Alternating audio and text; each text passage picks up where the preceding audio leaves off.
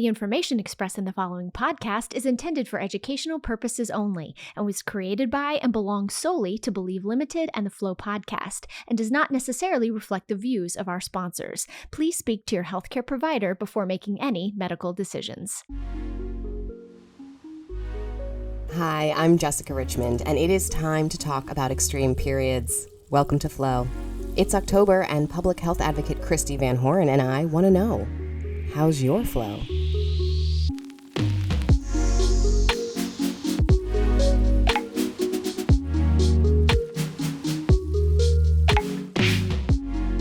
Hello, and welcome to Flow, where our mission is to normalize the conversation around menstruation. So let's do it. This is episode 10. Christie, how's your flow? Jared, this month was better than last, of course, right? Light flow. My cramps weren't too bad, of course, because I wasn't on vacation and it wasn't my birthday. So she took it easy on me this month. I know you've had quite the timing for a vacation, a medical appointment. It's exhausting. I'm really getting tired. But she made it up, this month. This month it was much lighter when I had absolutely nothing going on. There it is. That's how it goes. So what about you? Thank you so much for asking, by the way. I've been noticing that things change nutritionally for me depending on where I'm at hormonally. So I'm just going from luteal to PMS, and I am like, give me all the protein. That's what I found. Cravings are different for everybody, right? Some people who menstruate want chocolate, but that's never been the case for me. You said protein, but protein right now, like give me all the protein bars. But yeah, chocolate anytime. It's great. I'm also very excited about this episode. Yes, well, because speaking of normalizing convo, we on Flow realized it was time to bring some non-menstruators into the very normal conversation around menstruation. So not just any non-menstruators, we invited to the show today trusted friends and Bloodstream media superstars in their own right. We have Patrick Lynch, Josh Bragg, Rob Bradford. Hello and welcome to Flow. We're going to hand the virtual recording room to you three to discuss menstruation for a while. It's going to be great. But just before we go, Christie, Amy, who's behind the scenes, any thoughts to share before we mute ourselves and just kind of creepily eavesdrop on this combo? Go with it, guys. No judgment. This is not a test. We are just curious to see what you have to say. And we'll let you get to that conversation right after this quick break.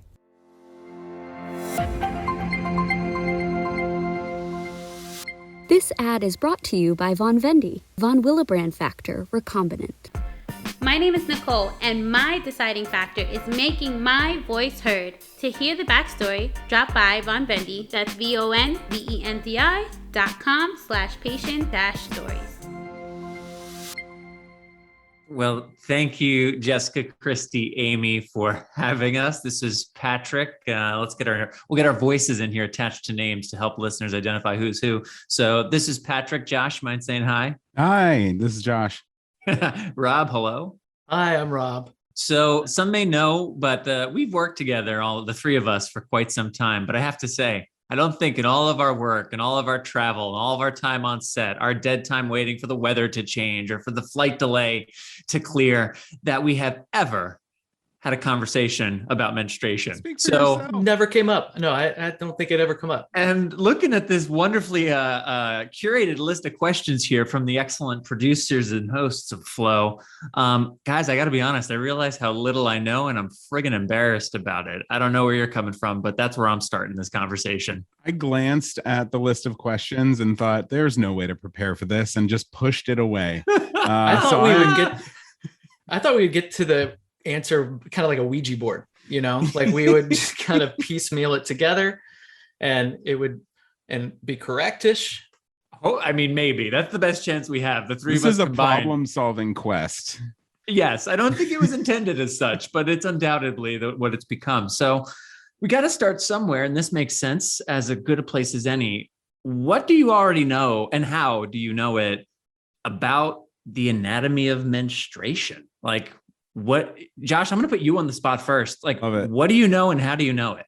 Well, First of all, that's an incredibly vague question. Look, I didn't write them, man. This is what we got. I know and it's stuff, and I know it from being around women. I have been fascinated with the female anatomy since high school when we had to take health and you like watch the birth video. I think I was the only kid in the class who was male who didn't have their head down. I remember on sleepovers when friends would fall asleep, I'd go put on TLC and watch one of those like pregnancy stories. Yeah, like I've been fascinated with this, and I've told Natalie this, Patrick, because I think it's why she and I bond so much, with her being a doula and me being interested in exploring being a birth photographer. Natalie's my wife, for the listeners. Yeah. And so I know stuff. I don't know. I don't think I know anything scientific. I know what my wife's experience is. And I know what some of my coworkers' experiences are vaguely from, normal friendship conversations. But I don't know if I could put into words exactly how it all works. Interesting. I'm interested in the fact that you have conversations with coworkers and colleagues about it, because I don't know that that's average. I mean, I don't know, because I've never talked with male friends about this, let alone like female friends. But like, I don't engage in those I don't know, Rob, do you engage in those kind of conversations with like female friends or colleagues? Yeah, maybe I have like a disarming nature about me or something, but people feel fine talking about that kind of stuff. I don't know. I have had those conversations. I guess, I believe we are kind of like a family. And so everyone, I think, is a little closer than most colleagues would be in most offices. But that's fair. Yeah. Hopefully without crossing any lines, I think everyone's just like super comfy. Yeah. We work in health, so that's a little different. Yeah. And I think everyone trusts everyone's maturity level too, to handle that kind of stuff. Cause I think it does need a maturity level, a level of trust and maturity level there to be able to start talking about it. So maybe that's a good thing. Well, yeah. And I think as we started our work helping to talk about VWD and starting flow, I think that has opened a couple more doors to be like, it's okay to say like, hey, I'm just having a rough day because my period's particularly bad today. And those are really the extent of the conversations. It's not like, well, what kind of experience are you having? It's just sort of like the bleeders in our company, I think, feel comfortable being like, this is what's going on with me today. It's a health thing, and so from a little, XYZ, I don't know. But Patrick, to answer your question, this is Rob. Thanks, Rob. It's when the menstruator's body sheds the uterine lining. You Googling that? Dictionary.com? No, I'm not Googling that. I'm staring at you guys. No, but I am a Googler. You just looked real intent on getting it right. It looked like you were reading. Got to be honest. I'm staring right at you guys. Okay. But so the thing about me is, though, I am a Googler big time. And my girlfriend will tell you, like, we'll be driving down the street. And if I'm driving and she's in the passenger seat, I'll be like, what's that statue? And she's like, and she'll have to like pull out her phone and Google it for me because I need to know everything. I have not Googled female menstruating stuff until I started to have like closer and closer partners in my life. And I'd be like, well, what is it? Why does it make you feel crampy or tired or moody or bloated? Like, why does all that stuff happen? And so I'd Google it, and then there's like lots of stuff to Google about it, but yeah. The uterine lining. It's the uterine lining, you guys. That's what happens. It's shed, but there's a whole process of like all this stuff that's complicated. I need to learn to Google the normal stuff, because where I end up Googling is like, oh, what does it mean to have like a baby develop outside of the uterus? What does it mean? Like that's the stuff that I Google when my brain can't wrap around like some crazy story that I heard. I'm like, okay, let's get the science. But I don't do that for the normal stuff. Like, what is menstruation? You're like a savant Googler. I could never reach that level. I only Google like the basics. Good teamwork. All coming from different points of view. Why are women mad at me sometimes? That kind of thing. So let's talk about symptoms. What do you know, and like, where do you remember learning about how a woman's period actually manifests, what a menstrual cycle's impact looks like, what those symptoms are? What do you equate like symptoms of a period? Like, what comes to mind for you, Rob? Well, having had partners in my life who menstruate, I understand now that it's like can be very different for every single human. Yeah. Typically, I would say there's the cramping of like, the uterus like cramping. I feel like that's one of the first ones I remember learning about, like as a kid, and we were going through puberty, like cramps. Like that was a word that like I heard in school, like maybe a nurse said it. Like that was a word that I remember hearing early on. Cause it like, that's the only one that's like, well, I think Jesus, but like, that's the only one that like is like not hormonal really. Like everything else is like your hormones just wreck your whole body. But like the cramps is like physical, and it's like, and when you say wreck your whole body, like what do you mean? When you say wreck your whole body, what do you mean? Well, hormones are crazy.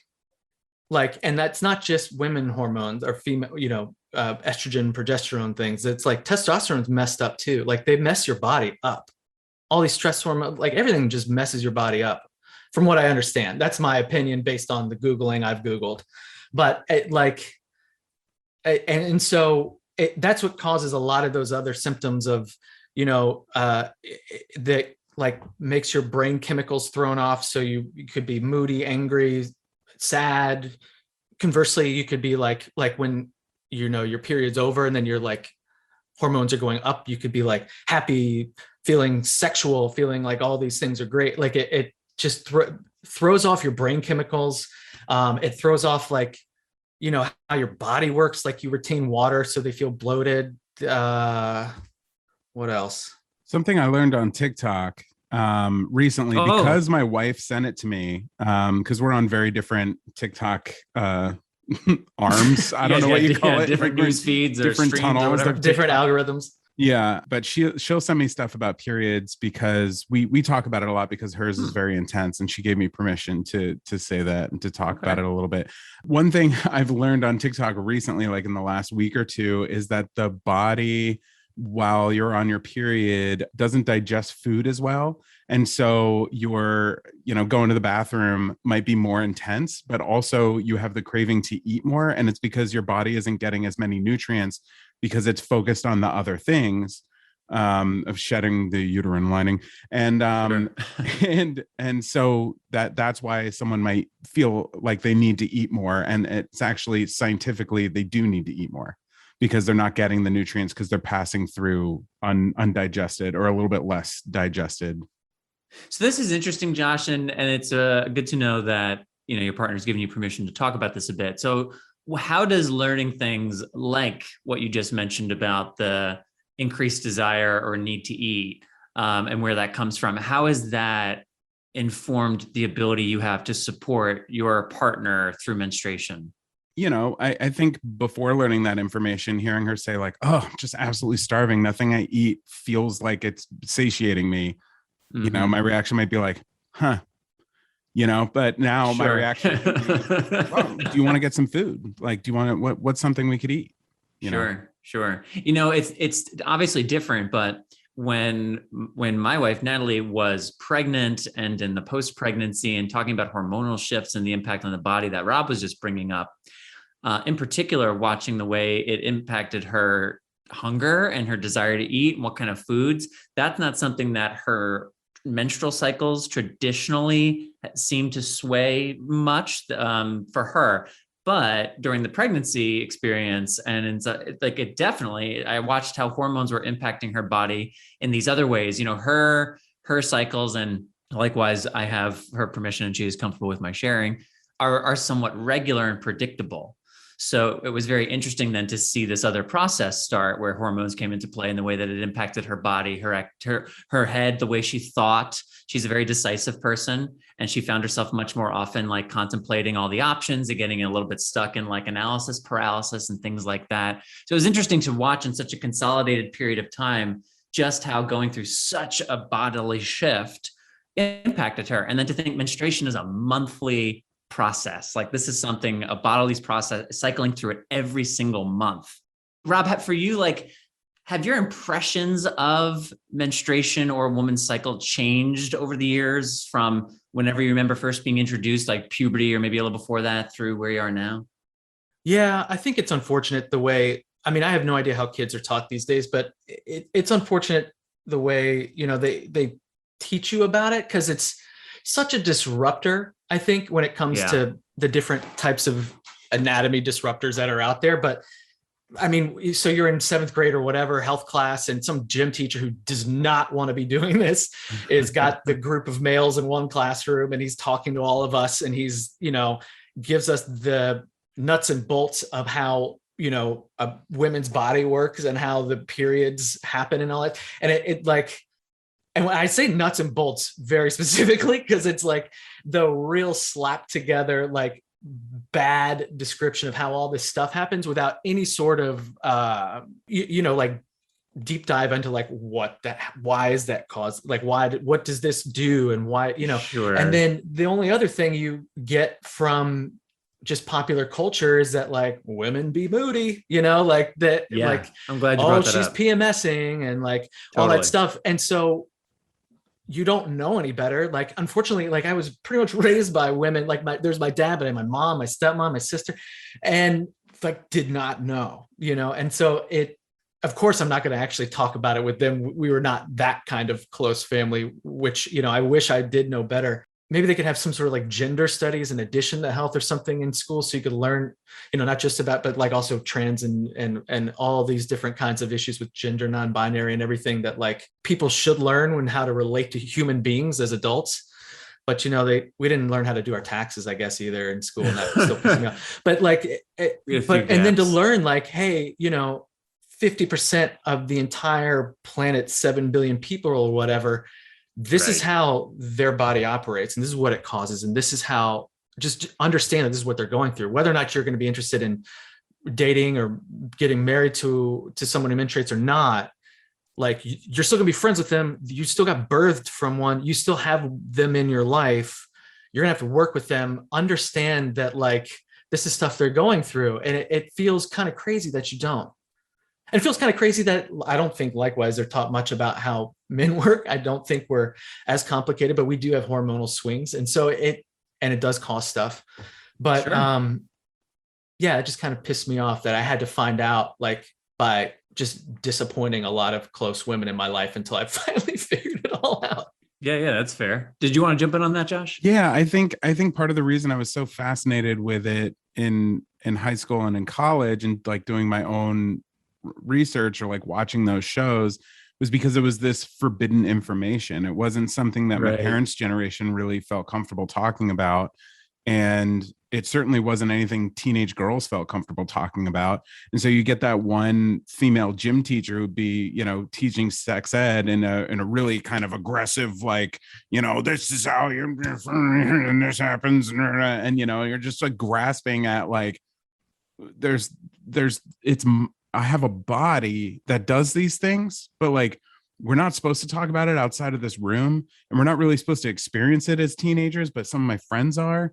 And then the girls, like that was a whole nother thing that wasn't including my body, that I was like, but there are other humans with different bodies, and it's all this mysterious thing. And you never get, I think my high school did have a basic women's study or no, it was like, it was about like women and birth and all that stuff.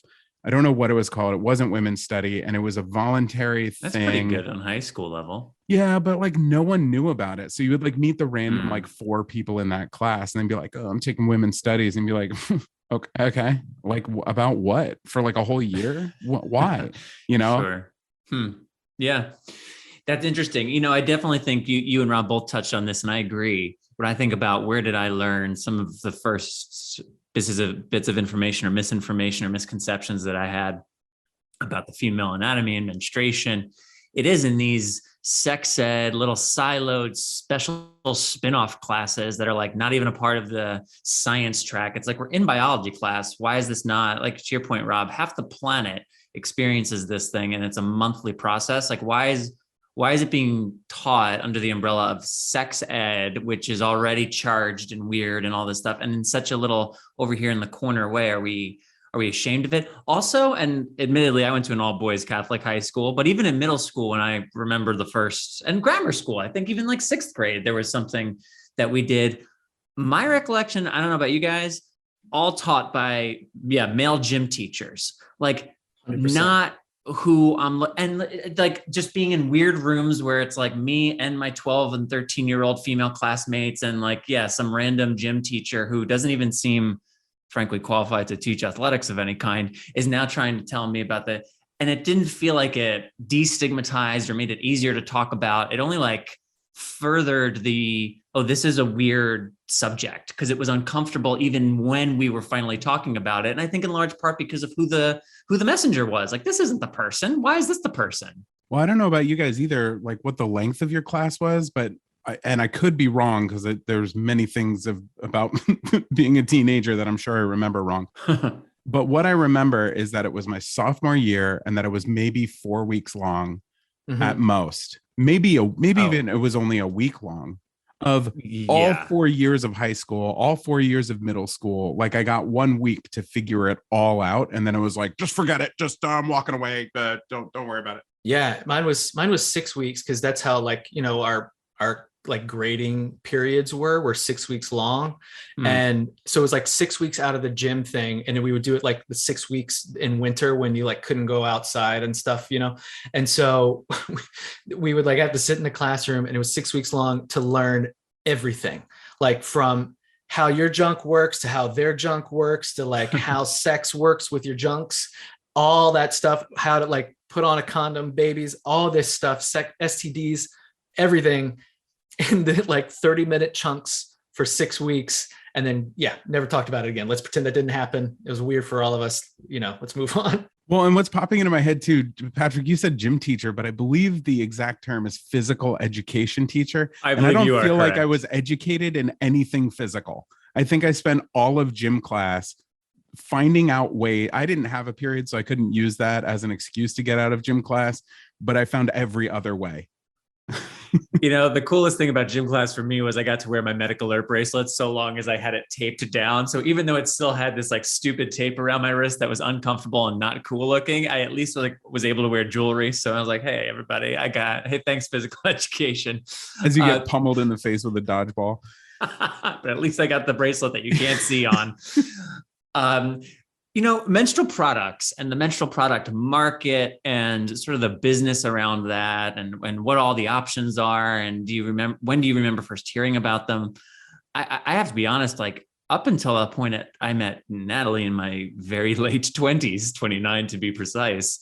And with her interest in health and being a doula and her being involved in this community work that we do, and it has opened up many more conversations about this subject than I had had with prior partners. And I learned about options, and I'm sure there's still stuff that I haven't a clue about, if I'm being honest. I don't know what I don't know about menstrual products and the business around it, but I do know that there's a lot, and that for whatever reason, it's always felt as though they're not supposed to be talked about. Like, I shouldn't ask, it's not polite, it's not for me. And I don't know if that's like been just my own internalized fear turned into like, oh, well, I'm not supposed to, as opposed to I'm too afraid to. But I can't remember in my life ever proactively engaging a woman about her product needs or use. Like, I know that tampons and pads are common go-tos. I don't think I've ever been asked to help provide one, but I don't think I've ever proactively engaged this conversation in any way. I don't know what comes to mind about menstrual products or your experience talking to partners about them, Rob or Josh. You've never had to pick them up from CVS? Probably, but I guess, I mean, there's never been like a pinch situation where my knowledge or wherewithal or knowing where to find things has been necessary. Sure, it's been a list of things, like go get this in aisle 14, but that's about the extent of it. Yeah, I feel like I've just seen them around. They've just always been around. They were in my house growing up. Since I've lived with my partner, they're in the house. I just don't really think about it. I guess I'm sure there's a whole economy there around all that stuff and how to capitalize on all of it. I just don't really interact with them much. I'm sure I've bought them probably. Like, yeah, that's what you need. I need ibuprofen every day to get through my day. I also need like a couple other things. Like so I guess I've never really thought about that much. You just associated it with something that's like a routine medical extension-y thing people need, like a vitamin or an ibuprofen or something. Yeah. I mean, that makes sense. My mom being a nurse, I feel like has always contributed to, at home growing up and in her home to this day, like she puts things away and things are cleaned. Like there's kind of a clinic mentality. So for example, even though I grew up with my mom, there were never like there were never products out on the counter in the bathroom or on the toilet or seeable, because everything always like has a place it gets stored and goes away, and you clean it and it goes away. And it might just be who she is, but I kind of feel like that nurses hospital mentality has contributed to it. And there's nothing wrong with that. But I do think now as an adult, like I noticed when we go to restaurants or when we used to go places, that when bathrooms are a certain way, being like, this was designed by a woman, because there's just like some intelligent design around the accessibility of products that should be in a bathroom. And it feels so normal and like calming to me, even though I don't need the products, because it feels like someone has accounted for this bathroom really well. This is a strange thing to say. It like changes my point of view on a restaurant, to be honest, when I go into a unisex bathroom that's really well organized that way. But it's not something growing up. I don't remember, and I guess bathrooms are, bathroom talk here, but I guess I went to the boys' room and the men's room in schools and stuff.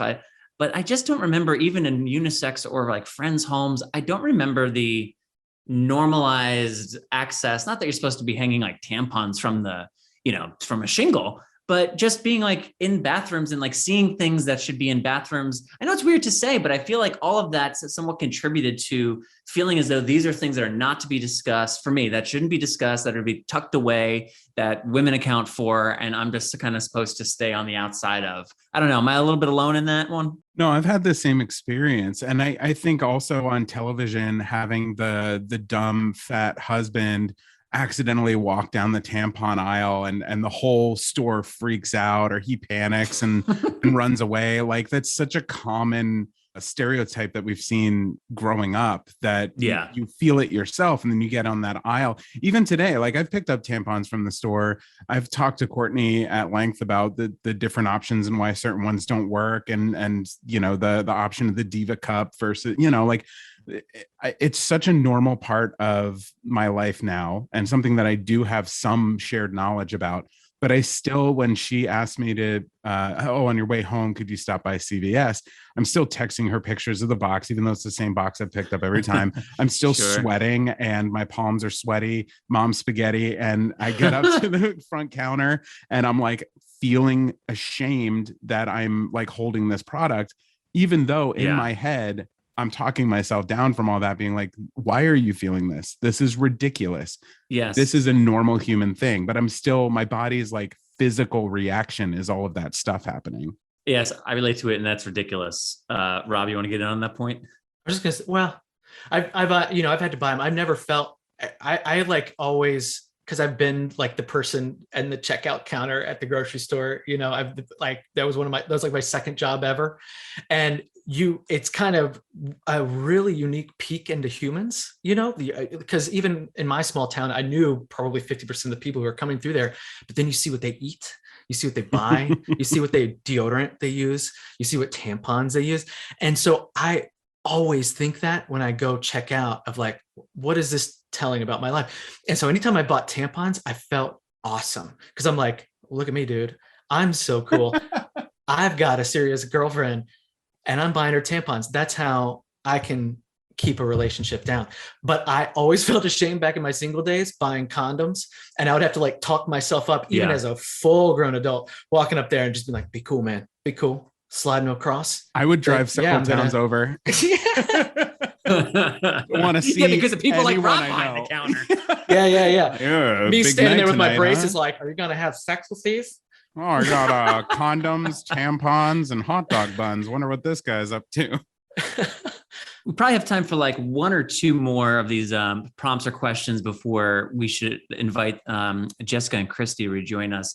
But I do, before we move on from this product conversation, I do want to mention this one thing, and it's maybe a little outside the product lane, so to speak. But I was introduced when Natalie and I got together to IUDs, and in particular, copper non-hormonal IUDs as a form of birth control. And when I think about this question, I also think about, and this was covered on Flow recently, but the pink tax and all the ways that women are charged for being women, so to speak, all the ways built into the system that materializes. And this copper IUD, which lasted my wife over a decade, meant that she never needed to have any kind of hormonal anything in her body, anything changing her hormones or messing with her in different ways.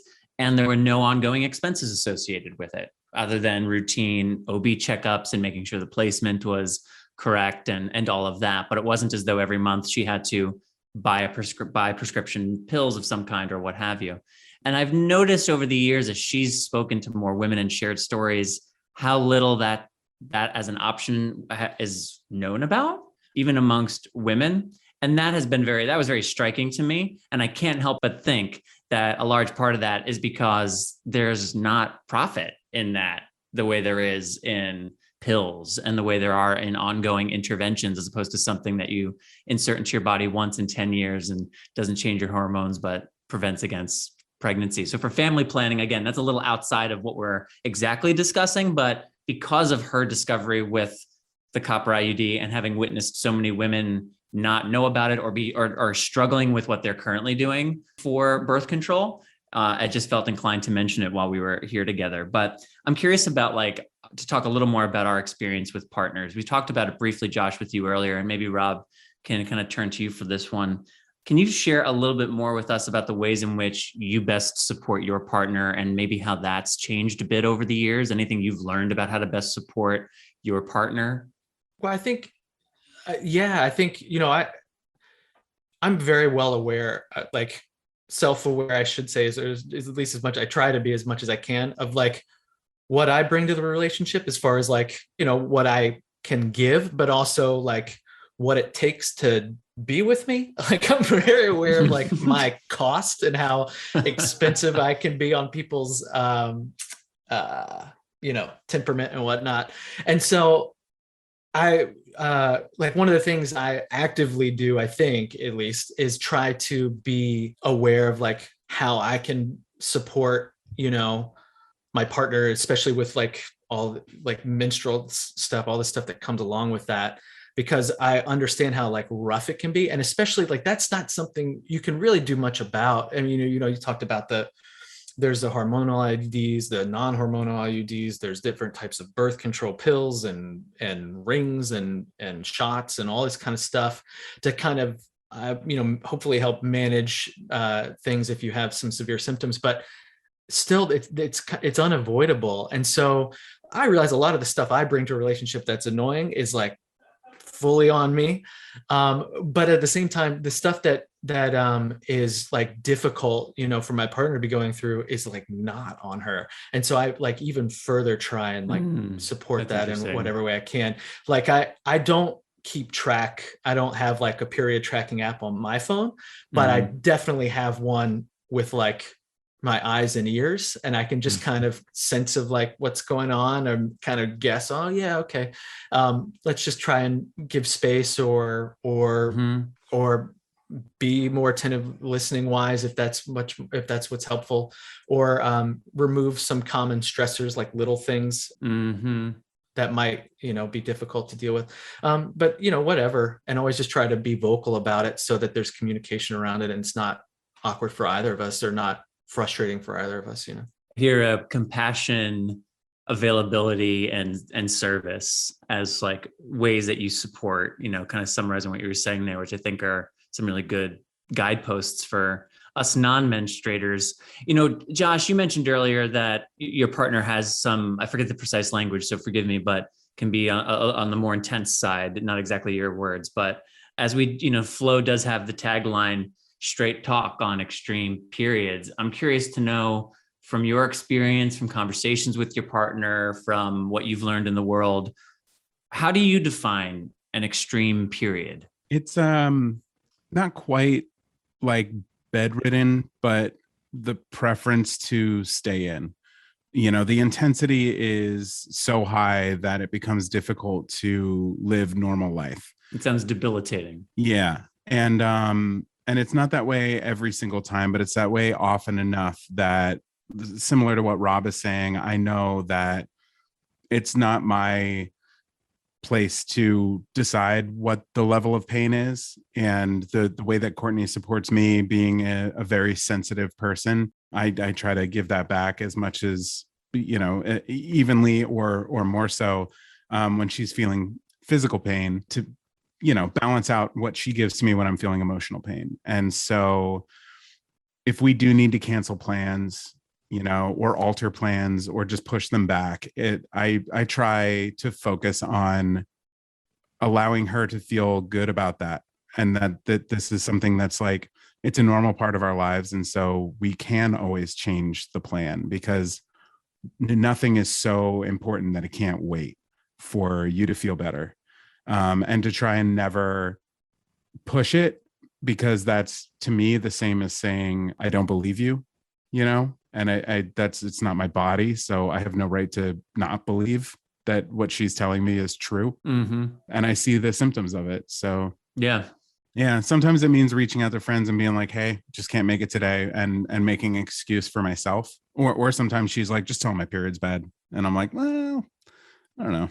That's good that I was actually, when you said that, I'm glad she has at least that instinct or that comfortability, because I do think being able to say that helps to destigmatize that is in fact a reason, I'm sure, often enough, that a person who menstruates does cancel a social plan at a kind of last minute. Like, I'm sure that happens often enough because but they don't say that that's why, right? And then they're maybe flaky, or they get a different perception when in fact, like, no, like there's a bodily borderline medical event occurring in my body right now. So it's good that she has the comfortability with it. My tolerance for pain is so low. Like I would feel comfortable canceling a night if I had to pop a hard pimple. So if she's going through hormonal changes and her body ripping out things and flushing it from her, and food is different to her, and like all of this stuff that we've talked about and probably just only barely scratched the surface of, is a way more valid excuse than anyone I would ever give. So I'm always just like, yeah, let's do it. Let's cancel.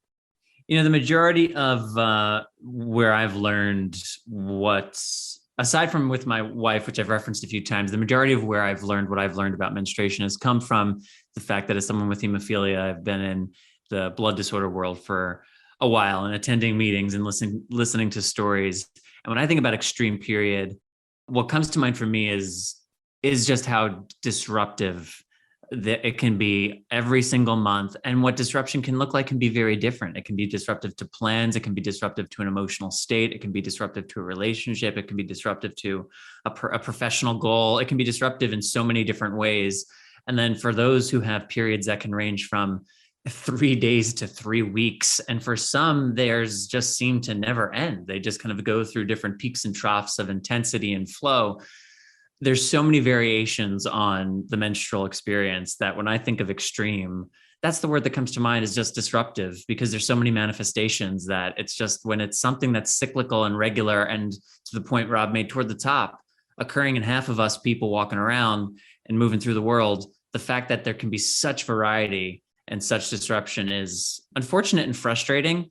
And I have to say, again, not the same thing, but the more I've learned about the body and life through the pregnancy and birth of my and Natalie's child, it at times has made me angry, the amount that we just really don't seem to understand, not only about the human body in general, but about women's bodies in particular, and about these very normal processes such as menstruation and birth that there may remain so much mystery around. And I know it's like not one person's fault, and I know that there's a multifactorial reason for it, but just like experiencing with my partner different things, I have found myself at times very angry that we don't know more, that we're not better at articulating what we do know, that I have felt so insecure that when I get this outline, I have like a bunch of nervousness and sweats, because I'm like, oh no, I really don't know as much as I feel like I ought to. And that I still feel weird bringing products to the counter at CVS. Like I identify with that too. So I don't know what to do with all of that, but I'm really proud. And maybe this is as good a segue as any to invite Christie and Jessica back on. I am very proud that as far as Bloodstream Media goes, that they've created the space for these conversations, for these experts to come through and share good clinical educational information, for the voices of various women to come through with the lived experience of variations on extreme periods.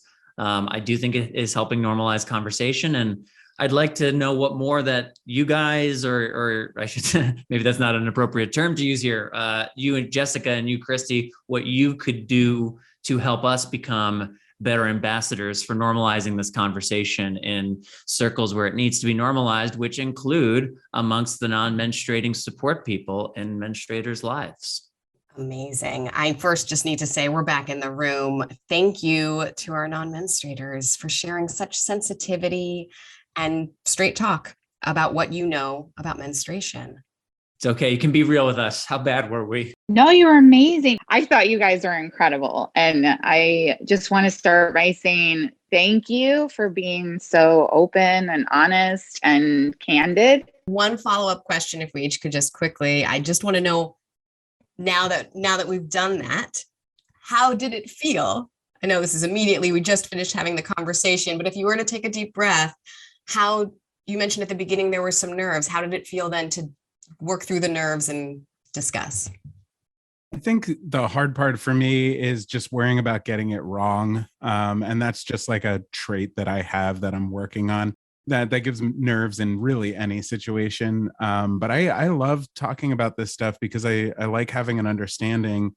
And like I mentioned early on, I've been interested in it my whole life. It's just it's easier to have a conversation with someone who's experiencing it than look it up on the internet. That it's far more interesting to have these conversations than to be doing research. Because I'm not interested in being a doctor. I'm just interested in being a part of the conversation so I can be a better support, but also just like because it's fascinating.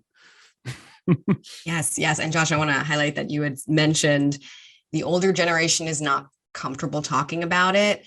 And so here's to being the generation, non-menstruators, menstruators, that gets comfortable, which means working through what feels a little uncomfortable. Yeah, that's a frustrating thing.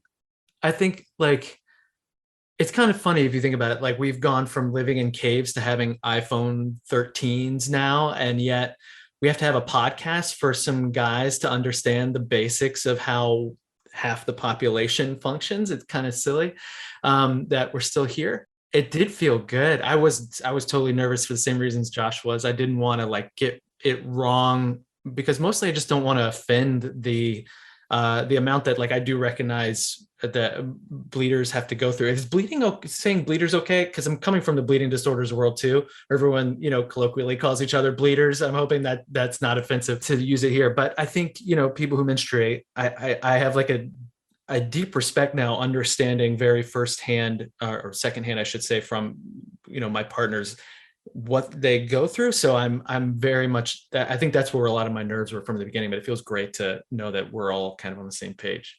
Yeah, I agree with that. It does feel good. Like it was good talking with you guys about that and feeling like, okay, we're in similar-ish. We have different experiences, different comfortabilities, but there's a lot that's similar about how we've gotten the impressions and the information we have, for better and for worse. And I guess as I've been trying to suggest to your point, we did just have the conversation, but as I'm trying to take a breath and reflect, I think I'm realizing that my insecurity around what I know and the topic is maybe greater than my actual like knowledge gaps. I'm far from anything like an expert, but I'm also not a total, non-compassionate buffoon. I know enough to be like, when we were talking about how we support our partners, I know enough to be a good support person. I know how to be compassionate. I know how to be available. I know how to be proactive. I know how to look for cues. So from a practical standpoint, it's not as though I'm running to be like the head of women's health at Johns Hopkins. That's not my role, but I can be a good support person. And in so much as I'm a voice in the world of health and advocacy, I can be open to the conversation and to my voice being a part of it without claiming to be an expert or leading a conversation. I can just be a willing participant in a destigmatized conversation as a guy who doesn't menstruate, but has partners and cares about half the population. So I guess maybe that's my biggest takeaway is I can be a little less insecure about this as a topic. I don't have to get so in my head about like what I don't know. It's actually just fine. And it feels very good to have a conversation with other non-menstruators about it. Yes, great. And here's to creating the space for more of those kind of compassionate conversations to exist, right, where there might be things that you get wrong, but it's better to experiment with the conversation than to stay in silence. Is there anything we got wrong? I know, I don't want to corrupt what you got to do here at the end of the show, but if there is anything that we should revisit and correct the record on, not a bad idea. Just one thing. There were so many great quotes, by the way, memeable. I mean, yeah. Rob, you do have a disarming nature. You did mention that hormones are crazy. And I guess the only correction is hormones themselves are not crazy. We work hard to destigmatize crazy. The experience of having them can be quite preposterous, though. The experience of having spikes in certain hormones can be preposterous. For sure. Hormones can be difficult to navigate, especially when sometimes we don't realize them. Yeah. We don't have yeah. It's easy to see when your knee hurts. It's difficult to see when you're being a jerk, or you're like yelling at someone. It's like you almost have to like step away afterwards and be like, oh wow, I was just really yelling a lot. What happened? And have to like dissect it. It's really frustrating. Right. We don't have like a way to test and be like, oh, well, my estrogen just dipped, my progesterone is spiking, and my testosterone just came in full blast. Well, that could be why that happened. I know. We all need one of those little blood meters and a little Bluetooth thing to our phones. We'd be like, oh, you know what? That's on me. That's me right now. Sorry, guys. my progesterone, everything's dipping, That'd be great. Gattaca.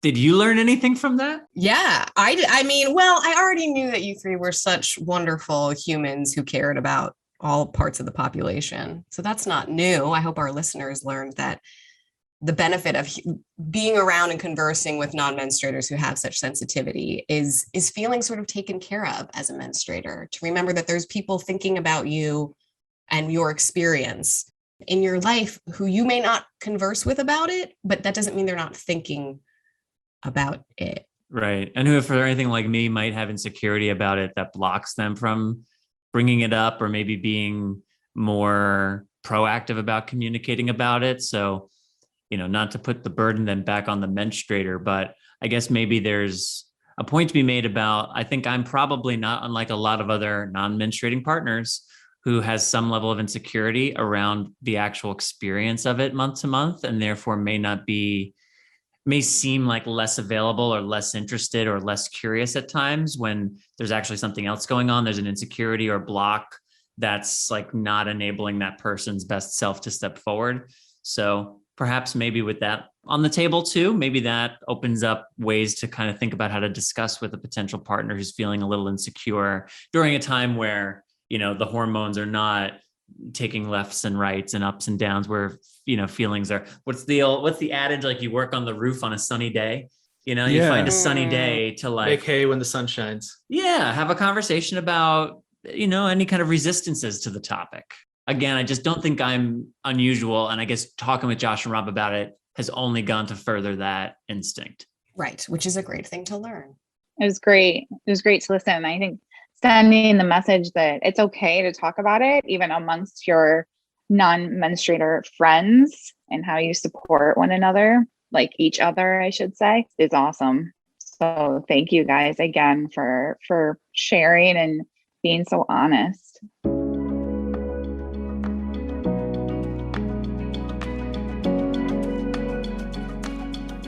Very, very cool.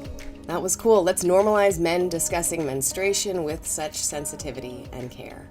I think, people are genuinely curious in life. We want to know things. We want to understand things. And we want to do and say the right things.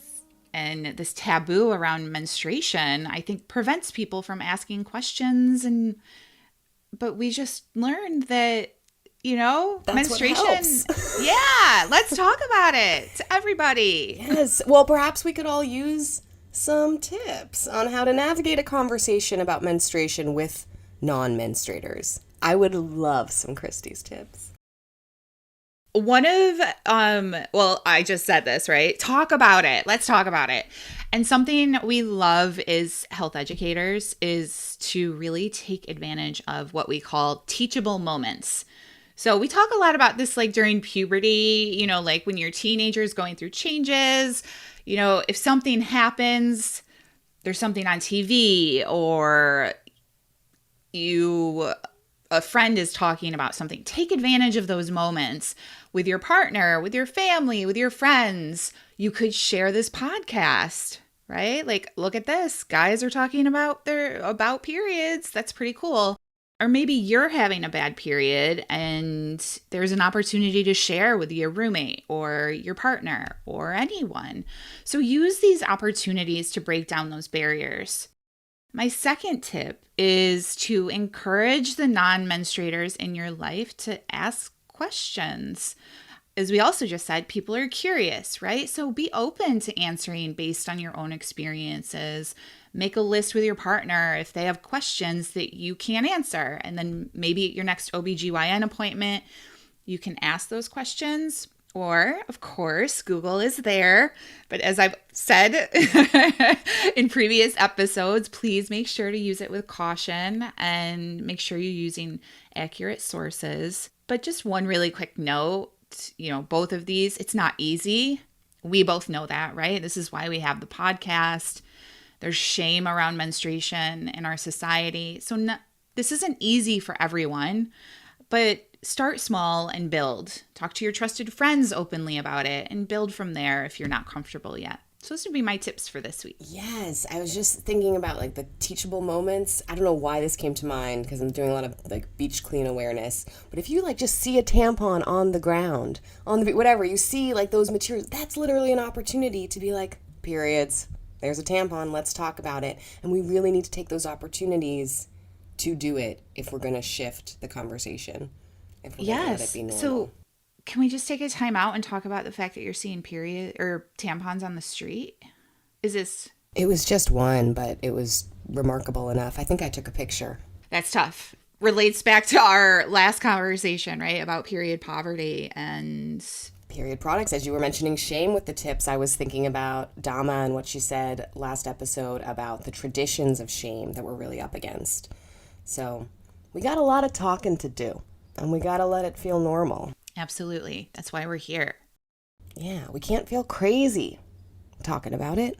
In fact, why don't we end this with our monthly reminder that you, listener, you're not crazy. Come here, baby. What do you think you are? You are not crazy. Crazy or something?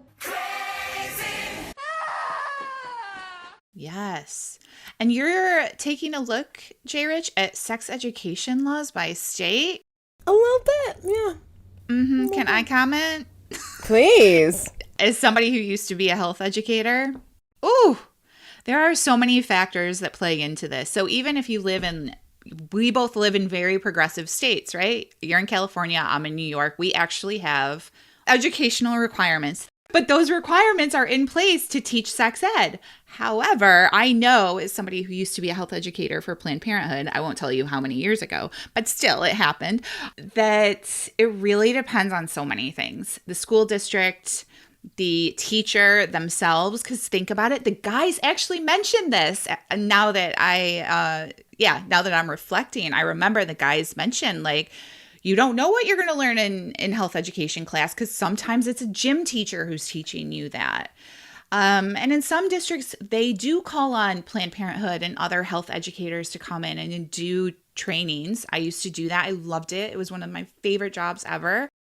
But you don't know. You really don't. So even the states that have the state requirements that are there, I mean, it can just vary so much on school district, teacher. It's crazy. And so even the laws or even the states that have this in place, it's not always implemented in the way it should be. Absolutely. Absolutely. And let's just take a little look at the numbers of what requirements are in place. Ooh, you have numbers? I do. Yay! If non-menstruators in your life seem uninformed, or if you're a non-menstruator that is boggled by menstruation, you're not crazy. You were just never taught otherwise. Let's take a quick look at sex education laws by state. For example, out of the 39 states that mandate sex education and or HIV education, 28 states mandate both. It is pretty amazing that 9 states only mandate HIV education. So they are required to teach what HIV is, but not required to teach how sex works or how periods work. Exactly. In 30 states that mandate, when provided, the sex and HIV education programs, the ones that actually mandate that they meet certain requirements, 18 states require program content to be medically accurate. which leaves 12 that do not have that requirement. Meaning sex education is going on in this country right now that does not require medical accuracy. So no wonder non-menstruators and menstruators are still searching for factual, actual information on how menstruation works. There are so many resources. We put notes in the program, but any listeners, if you have questions, reach out. We'd love to get them answered on this show. Yeah, and a lot of those programs are abstinence only. So how do you talk about sex and HIV prevention when you're only talking about abstinence? When contraception is not allowed to be taught, when it's not part of the required sex education. No, we got a long way to go. We do. But we do love being part of the educational journey for any of you listening. And coming up for the rest of this year, we have some exciting conversations on menopause and sexism. So stay tuned. Subscribe to, review, and share Flow. Referrals from you are the best way to reach new people. Share your story with us, please. Do you have an experience of extreme cyclical bleeding? We believe sharing these stories will support an increase in medical research and social acceptance. Bloodstream Media is more than just a rare disease podcast network. With shows on chronic pain, menstrual health, and Dungeons and Dragons, yes, Dungeons and Dragons, Bloodstream Media's got a little something for everyone. Visit bloodstreammedia.com or find Bloodstream Media on Facebook, Twitter, or Instagram to learn more. And thanks to our sponsor, Takeda, for their support of Flow. Flow was produced by Bloodstream Media and supported by Takeda. Shout out to creative director Amy Board and Flow's hosts, Jessica Richmond and Christie Van Horn. Flow was edited by me, Colby Crow. Our next available episode will be November 11th. Hey, that's the day after I start menstruating.